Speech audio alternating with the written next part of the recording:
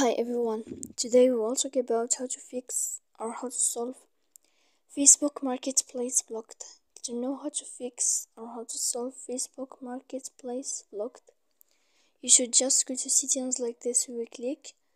After that, in this page, we go to apps, default apps, app settings.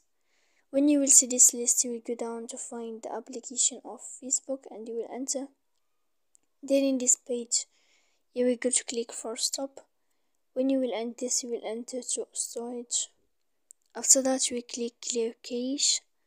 Then you will go to click clear data. And when you will end all this stuff here, as you see, you can turn off your Wi-Fi. So please don't forget to support us by like and subscribe. See you next time in another video. And thank you for your attention.